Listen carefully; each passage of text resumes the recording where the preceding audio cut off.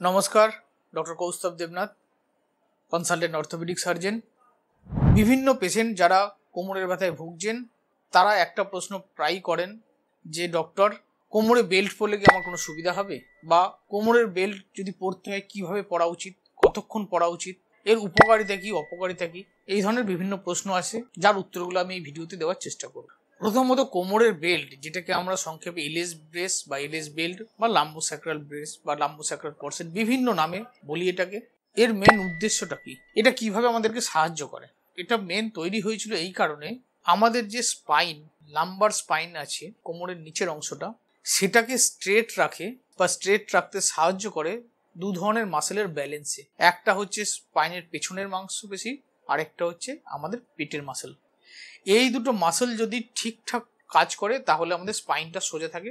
যখন আমরা দেখি যে সময়ের সাথে সাথে বা বিভিন্ন কারণে পেটের মাংসপেশি ঢিলা হয়ে যায়, ভুঁড়ি হতে শুরু করে এবং তার জন্য কোমরে ব্যথা হয়, তখন পেটের সামনের দিক থেকে স্টেবিলিটি প্রোভাইড করার জন্য এক্সট্রা তখন এই বেল্টটাকে ব্যবহার করা হয়। এর সাথে বেল্টটা যদি ঠিকভাবে পরা হয় তাহলে কোমরের যে পেছনের মাংসপেশিগুলো আছে সেগুলোর অফলোডিং হয় বা সেগুলোর ওপর প্রেসার কম পড়ে, ফলে ব্যাক মাসেলের যদি স্প্যাজম হয়ে গিয়ে থাকে সেগুলো ধীরে ধীরে রিল্যাক্স হতে পারে, ফলে কোমরের ব্যথা কমে।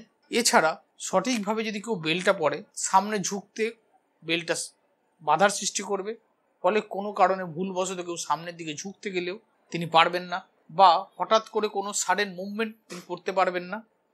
তো সেই সাডেন মুভমেন্টটাকে আটকে দেবে, ফরওয়ার্ড বেন্ডিংটাকে আটকে দেবে, এর ফলে স্পাইনাল ইনজুরি থেকে প্রিভেন্ট করবে।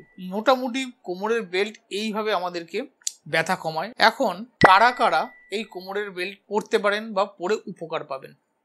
এক নম্বর, মনে করুন কোনো কারণে একটা আপনার কোমরে হ্যাচকা লেগেছে, হঠাৎ করে একটা অ্যাকিউট পেন হয়েছে, মাসল স্প্যাজম হয়ে গেছে, সেক্ষেত্রে আপনি যদি কোমরের বেল্ট টেম্পোরারি ব্যবহার করেন কিছুদিনের জন্য, তাহলে আপনি উপকার পেতে পারেন।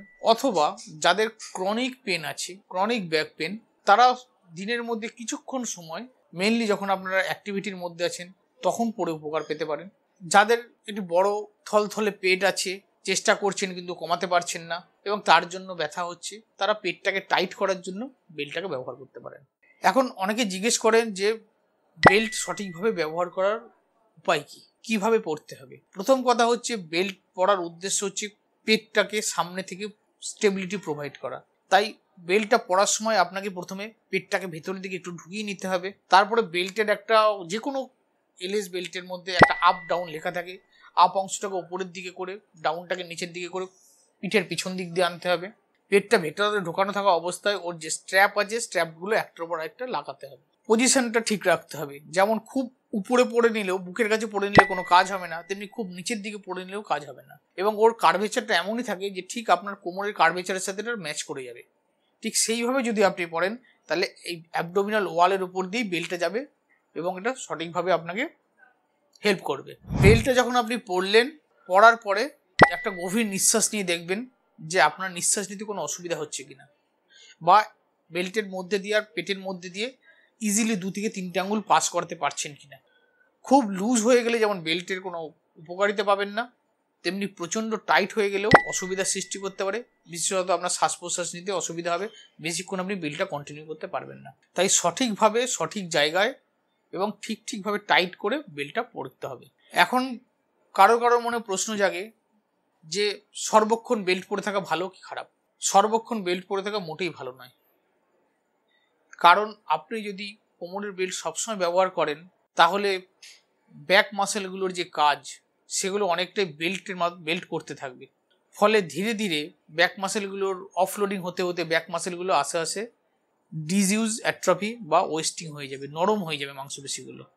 তাই যারা ব্যায়াম করতে পারেন তাদের জন্য এটা রেকমেন্ডেড যে খুব দরকার না পড়লে রেগুলার সবসময় বেল্ট ব্যবহার করবেন না। যদি ব্যবহার করেন তাহলে কিছুক্ষণ পর পরেই পেটটাকে ভেতরের দিকে ঢোকার, অ্যাবডোমিনাল মাসেলের স্ট্রেংথেনিং করার যে এক্সারসাইজগুলো কিছুক্ষণ পর পরই মনে থেকে করতে হবে।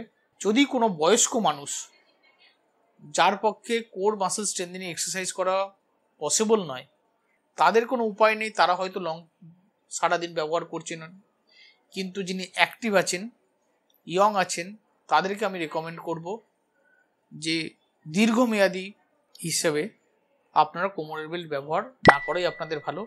চেষ্টা করুন ব্যায়াম করে, এক্সারসাইজ করে ধীরে ধীরে ভালো হয়ে যাওয়ার। নমস্কার।